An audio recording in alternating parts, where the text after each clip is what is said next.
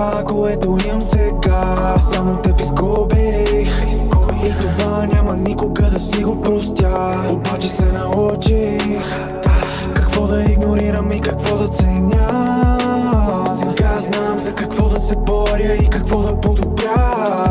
И това, че се потрудих, ме спаси от плащането на сурова цена. И това, че те изгубих, няма да те лъжа, беше най-доброто за нас. И това, което научих, ми помогна да погледна от друга страна. Сега знам какво ти беше на тебе, знам и как да продължа. Ние сме двете страни на монетата, много различни, но все сме едно. Обаче след всичко изгубих надеждата, спирам до тук и било каквото било. Беше перфектна, но само идеята, виждах те през замъглено стъкло. Като се разчисти мъглата, разбрах за заблудата и вече беше твърде късно.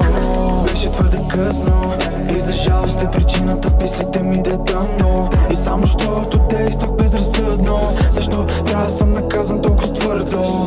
Дай направо наказанието смъртно, защото просто те обичах безусловно. Сега сърцето ми лежи полумъртво, поне е бита то да изказва своята мъдрост. Дали е мъдрост или е просто това, което мина? Дали научих си урока, само това се питам. Но няма как да отговоря другия път, че видя. Дано съм се научил, защото честно ми писна. Да поемам риска, да съм този, който дава всичко и отсреща само една усмивка. Наивна, безгрижна, все едно е с цел да е обидна, безлична. Точно тя ми е излишна.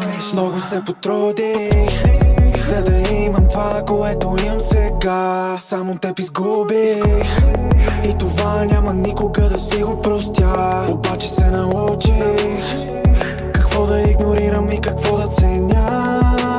Сега знам за какво да се боря и какво да подобря. И това, че се потрудих, ме спаси от плащането на сурова цена. И това, че те изгубих, няма да те лъжа, беше най-доброто за нас. И това, което научих, ми помогна да погледна от друга страна.